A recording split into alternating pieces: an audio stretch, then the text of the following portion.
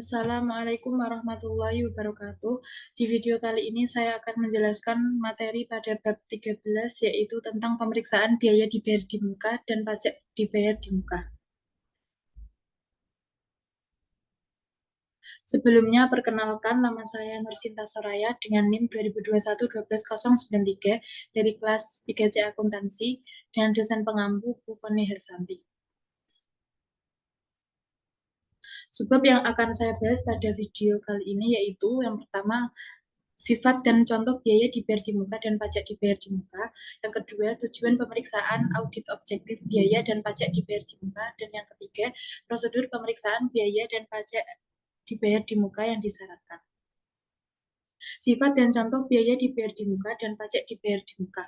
Keduanya mempunyai manfaat kurang atau sama dengan 1 tahun sehingga dikelompokkan sebagai aset lancar atau kurang aset. Yang dimaksud sewa dibayar di muka adalah sewa operasi. Pembayaran sewa merupakan beban sewa yang diakui berdasarkan metode garis lurus selama masa sewa meskipun pembayaran sewa dilakukan dalam jumlah yang tidak sama setiap periode. Contoh dari perkiraan-perkiraan yang biasa digolongkan sebagai biaya dibayar di muka adalah premi asuransi atau private insurance, sewa dibayar di muka untuk masa 1 tahun yang akan datang atau prepaid rent, biaya lain-lain dibayar di muka atau prepaid others, misalnya biaya iklan di radio, televisi yang berdasarkan kontrak, dan lain-lain.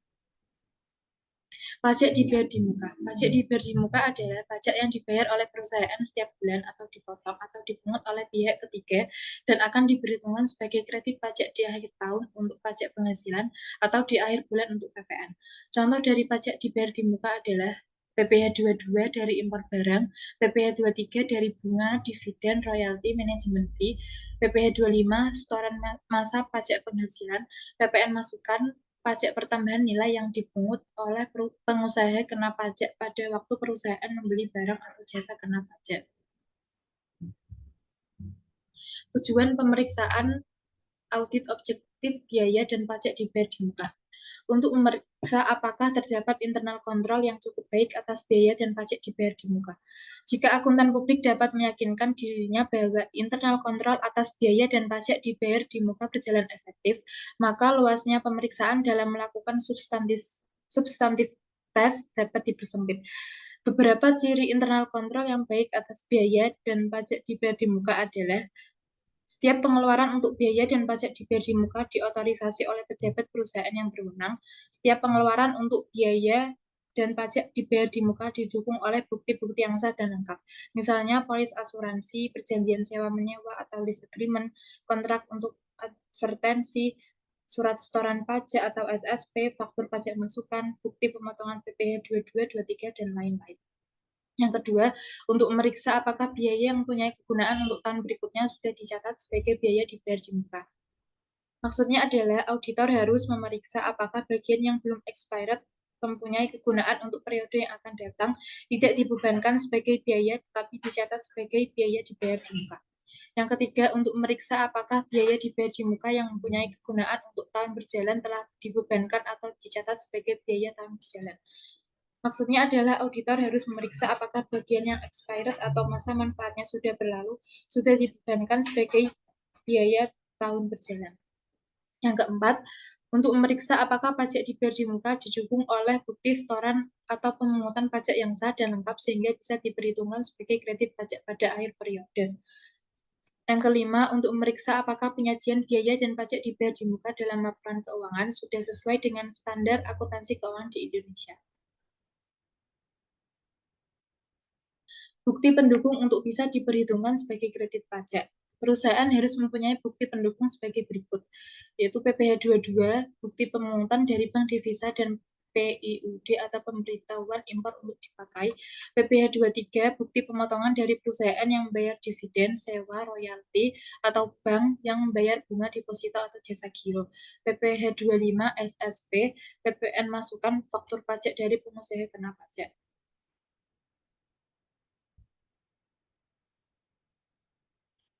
Prosedur pemeriksaan biaya dan pajak dibayar di muka yang disarankan. Dibagi atas prosedur compliance test dan prosedur substantive test. Pembahasan prosedur pemeriksaan untuk substantive test akan dibagi dalam beberapa bagian, yaitu sewa dibayar di muka, premi asuransi dibayar di muka, biaya advertensi dibayar di muka, dan pajak dibayar di muka. Prosedur pemeriksaan untuk compliance test. Pelajari dan evaluasi internal control atas biaya dan pajak dibayar di muka. Dalam hal ini, internal control questionnaires yang digunakan tercakup dalam internal control questionnaires atas pengeluaran kas dan setara kas. Apakah setiap pembayaran yang menyangkut biaya dan pajak dibayar di muka didukung oleh bukti-bukti yang sah dan lengkap?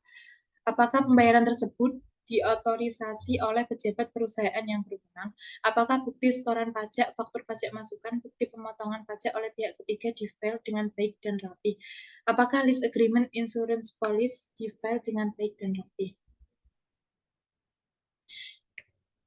Berikutnya, lakukan tes transaksi atau compliance test atas biaya dan pajak dibayar di muka. Yang digunakan sebagai sampel biasanya adalah bukti pengeluaran kas dan bank, dan sampel cukup dipilih secara random.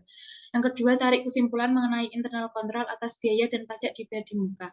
Jika dari tes transaksi auditor tidak menemukan suatu kesalahan, maka auditor bisa menyimpulkan bahwa internal control atas biaya dan pajak dibayar di muka berjalan efektif. Karena itu, substantive test atas perkiraan biaya dan pajak dibayar di muka bisa dipersempit. Berikutnya, prosedur pemeriksaan substantif sewa dibayar di muka atau prepaid rent. Yang pertama, minta rincian atau schedule per prepaid rent per tanggal laporan posisi keuangan atau neraca. Yang kedua, cek ketelitian perhitungan matematis atau mathematical akurasi. Yang ketiga, cocokkan saldo prepaid rent per tanggal laporan posisi keuangan atau neraca dengan saldo buku besar atau general ledger prepaid rent. Yang keempat, cocokkan saldo awal prepaid rent dengan kertas kerja pemeriksaan tahun lalu. Yang kelima, lakukan fudging untuk pembayaran prepaid rent di tahun berjalan dan periksa lease agreement jika sudah dilakukan di compliance test, refer ke kertas compliance test. Yang keenam, tie up atau tie-in atau cocokkan total yang dibebankan sebagai biaya sewa ke buku besar biaya sewa. Yang ketujuh, buat usulan audit adjustment jika diperlukan. Berikutnya, prosedur pemeriksaan substantif premi asuransi bayar di muka atau prepaid insurance. Yang pertama, minta rincian prepaid insurance per tanggal laporan posisi keuangan atau neraca. Yang kedua, cek mathematical akurasi. Yang ketiga, cocokkan saldo prepaid insurance per tanggal laporan posisi keuangan atau neraca dengan saldo buku besar general ledger prepaid insurance. Yang keempat, cocokkan saldo awal prepaid insurance dengan kertas kerja pemeriksaan tahun lalu. Yang kelima, lakukan fudging untuk pembayaran premi asuransi di tahun berjalan. Perhatikan apakah ada diskon untuk pembayaran tersebut. Yang keenam, periksa polis asuransi dan cocokkan data dalam polis asuransi dengan rincian prepaid insurance. Yang ketujuh, tie up total yang dibebankan sebagai biaya asuransi ke buku besar biaya asuransi. Yang kedelapan, periksa apakah nilai pertanggungan atau insurance coverage cukup atau tidak dalam arti tidak terlalu besar atau tidak terlalu kecil. Yang kesembilan, perhatikan apakah di dalam polis asuransi terdapat bankers clause. Yang kesepuluh, buat usulan audit adjustment jika diperlukan.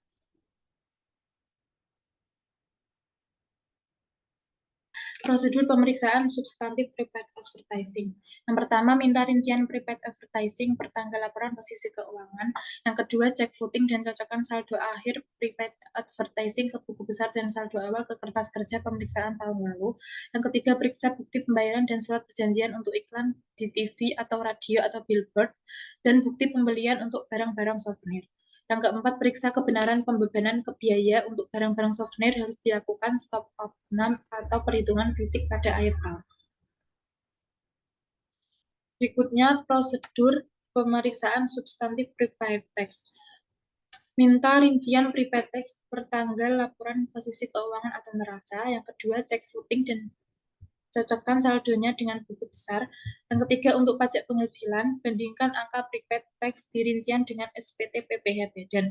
Yang keempat, untuk pajak pertambahan nilai atau PPN masukan, bandingkan angka prepaid tax di rincian dengan SPT atau SPT masa atau SPM.